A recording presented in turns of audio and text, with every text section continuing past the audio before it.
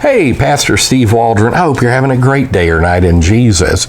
We're looking at the Arian Controversy, or Arian. It depends on how you say that, but it's not like the country of Iran or Aryan nations or something. It was named after a man by the name of Arius, who believed Jesus was a creature, not absolutely God. And many would say, like the Jehovah's Witness would be the most prominent example of people still believe like that. So God bless you.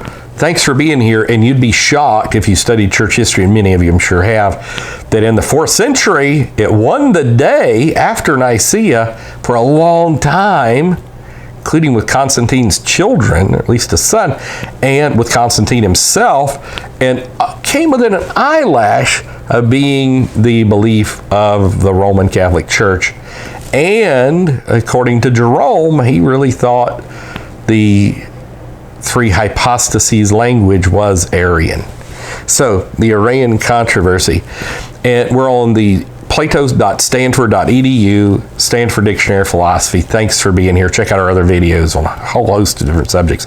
So the Arian Controversy, 325-381, it was only in response to the controversy sparked by the Alexandrian presbyter Arius, 256 to 336 AD. Interestingly enough, he died around the same time Constantine did, that a critical mass of bishops rallied around what eventually became the standard language about the Trinity.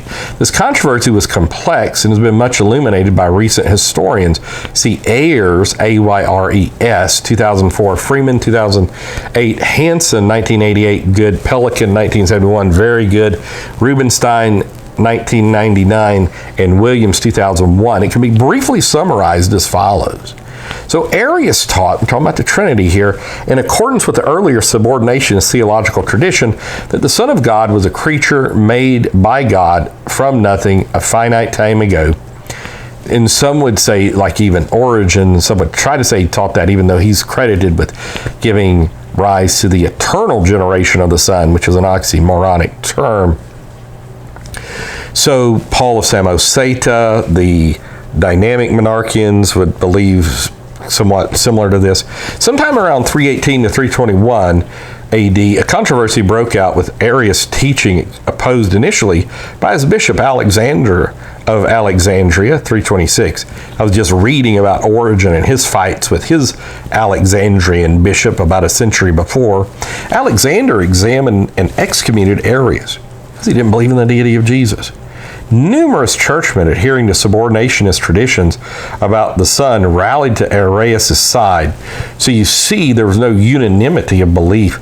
Now you have to remember, before electronics, before the printing press, before travel was readily available, it's a lot of different thinking and teachings. A lot of these people that were bishops may not even have had a complete copy of the Bible because of all the persecutions going on and all this. While others favoring theologies holding to the eternal existence of the Son and his, in some sense, ontological equality with the Father, joined Arius' opponents. The dispute threatened to split the church, and a series of councils ensued.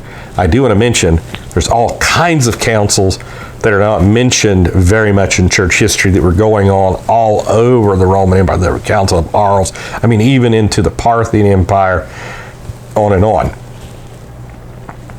Variously excommunicating and vindicating Arius and his defenders or their opponents. Each side successfully tried to win the favor of the then current emperor, trying to manipulate imperial power to crush its opposition. How interesting is that? From the standpoint of later Catholic orthodoxy, a key episode in this series occurred in 325 when a council of bishops convened by the Emperor Constantine, who lived 280 to 337, famous Milvian Bridge vision, decreed that the Father and Son were homoousios, same substance or essence. Arius and his party were excommunicated. The intending meaning of ousia here was far from clear, giving the terms complex history and use, and the failure of the council to disambiguate it, according to Steed, 1994, 160-172. As a matter of fact, like Photinius and Marcellus of Ancyra and others, they basically were accused of Sabellianism, and they went with Nicaea. They said, well, yeah, homoousios is traditional Sabellian language, and so you can read a letter that Eusebius of Nicomedia, I think it was Nicomedia, I get Eusebius of Caesarea and Nicomedia, who was an Arian, kind of confused, but Eusebius, one of the Eusebiuses, wrote to their flock saying, we didn't mean it in a Sabellian way. We didn't mean it in Sabellian usage. They most likely settled on the term because it was disagreeable to the party siding with Arius. This new and ambiguous formula fanned the flames of controversy as subordinationists and anti-subordinationists understood the phrase differently when signing on to it and later argued for conflicting interpretations of it. And so in this time period, from 325 to 381, Athanasius, who was a deacon who championed the Trinitarian formula, was exiled 6 times. Constantine immediately gets reconverted to not believing in the deity of Jesus, Mithra worship. He was considered God, on and so forth.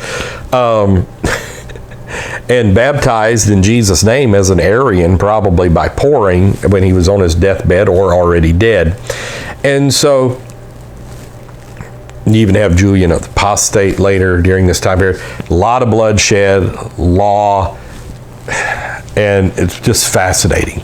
So we're going to keep going on this subject tomorrow. I hope you find it interesting. I know I certainly do. And we love you. God bless you. Check out our other videos. Hit the bell notification when you subscribe. We'll see you later. Bye-bye.